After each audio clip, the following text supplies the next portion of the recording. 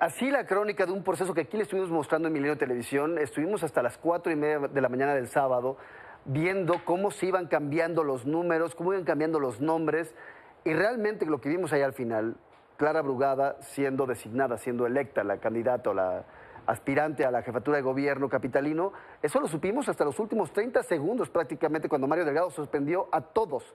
Porque minutos antes parecía claro, muy seguro, el triunfo de Omar García Harfuch. Realmente esto fue muy interesante y, como les decía, fue un ejercicio inédito en materia de comunicación política. Quien estuvo haciendo los cálculos aquí en el equipo de Milenio fue Janet López, reportera de Milenio. Ella hace la marca personal a Morena. Janet, muy buenas noches. Muy buenas noches, Víctor. ¿Pudiste analizar bien qué fue lo que ocurrió? ¿Ya le entendiste bien a qué fue lo que vimos? Creo que todos nos llevamos varias confusiones. Estuvimos durante el día analizando un poco cuál podía ser a final del día la regla que iba a aplicar Morena para cumplir, como lo habíamos dicho justo en esta mesa la semana pasada, los malabares que tendría que aplicar para lograr 5 espacios para mujeres, 4 para hombres. Y bueno, finalmente lo que vimos es que, como lo decíamos desde el lunes pasado en la edición de Milenio, cómo se dio varas distintas, ¿no? Cada entidad tenía escenarios distintos y entonces se dieron varas distintas para poder medir estas candidaturas. Viendo ya fríamente los números, al inicio, e incluso lo platicábamos en mesas de trabajo desde hace varias semanas, en donde yo les decía que si lo que importaba era la competitividad, se iba a quedar Clara Brugada, porque era la segunda mujer más competitiva después de Rocío Nale. Pero la forma en que Mario Delgado fue dando los resultados, parecía que la valoración iba a ser entidad por entidad. ¿Qué mujeres estaban más lejos de los hombres? No podían quedarse con la candidatura, solo las que tuvieran las entidades, la competitividad más cerrada. Al final nos llevamos una sorpresa y terminamos viendo que en realidad hubo bloques con distintas valoraciones. Y entonces, si te parece, vamos a analizarlos. Hicimos ahí algunos gráficos. La primera valoración es el bloque de las 2 mujeres que en automático se quedaron con la candidatura, porque son las que ganaron la encuesta completa, que es en Morelos. En Morelos ganó Margarita González, y en Veracruz, a pesar de que prácticamente en todas las preguntas ganó Manuel Huerta, vimos que Morena le dio un valor igual que en la contienda presidencial a una pregunta clave, que era: de todos estos, ¿cuál quieres que sea el candidato o la candidata de Morena? Fue la única pregunta que ganó Rocío Nale, con 8 décimas de diferencia, y con eso se quedó con la precandidatura. La pregunta de oro, vamos a decirlo. Exacto. Entonces, esas dos son los 2 espacios de mujeres que, al ganar una mujer, en automático se quedan con ellos. Luego vienen las entidades en donde se quedaron en automático los hombres, porque tenían una diferencia de más de 30 puntos, que es Tabasco con Javier May, que estaba muy claro, Yucatán con Huacho Díaz Mena, que incluso hoy arrancó su precampaña. La diferencia con las mujeres era abismal. Ahí dejarle lugar a una mujer era simplemente pues imposible que ganara, ¿no? Luego tuvimos otro caso muy particular, que fue el de Puebla. Ahí se hizo la valoración de que, si bien eran 10 puntos de diferencia, la mujer iba a tercer lugar. Ya no había una mujer en una segunda posición competitiva. Era primero Armenta, en segundo Mier, y hasta el tercer lugar se iba Claudia Rivera. Eso volvía más complicado asignar en ese espacio una mujer. Así que, ya teniendo 2 espacios para mujeres, 3 para hombres, los 3 espacios que faltaban para mujeres se repartieron entre las 4 entidades que sobraban.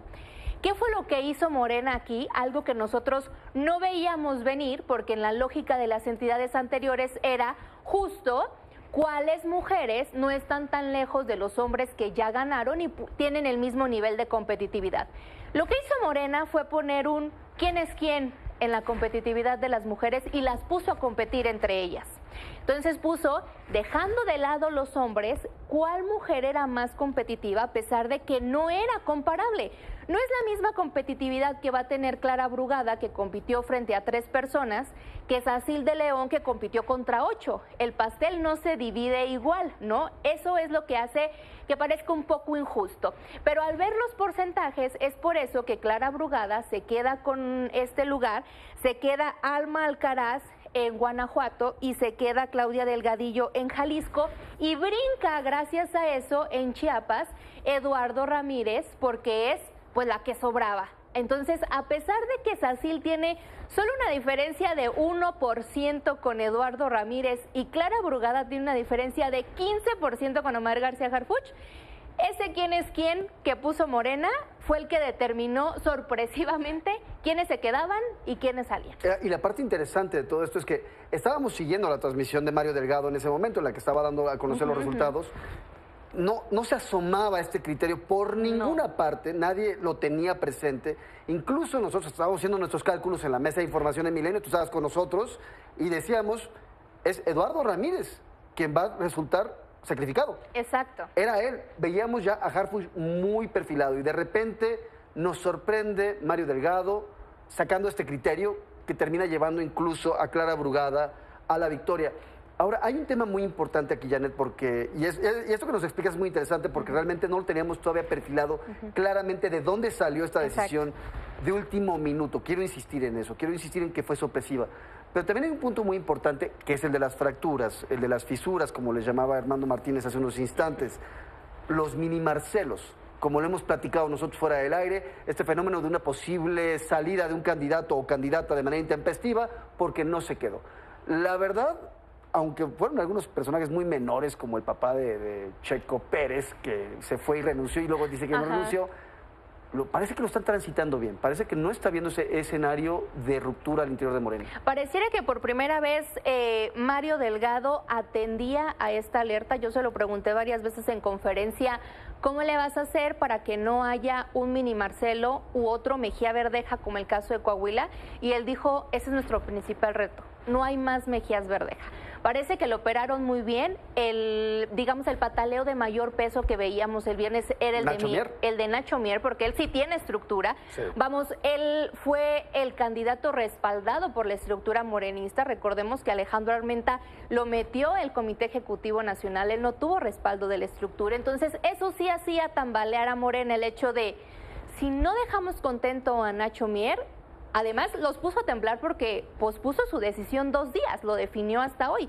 Pero de ahí en más, en efecto, como dices, pues el papá de Checo Pérez, alguna senadora por ahí con algún tuit de yo no traiciono, solamente se queda el suspenso de Sacil de León, que ella, teniendo bastante segura que se iba a quedar con la precandidatura por los criterios que estábamos viendo, al final, al ver este nuevo criterio, ella ni siquiera está en la conferencia, es la única que se ausenta de los 2 finalistas, digamos, de cada entidad, y ha guardado absoluto silencio desde el viernes. Ahora, fíjate que es una ecuación de 9 variables, vamos a decirlo, y de esas 9 variables, ya nada más es una la que se tiene que resolver. Lo cierto es que pareciera que Morena logró superar esta prueba que se veía dificilísimo. Exacto. La está superando y quiero enfatizar el tema de Nacho Mier. Él dice, yo voy a ser senador.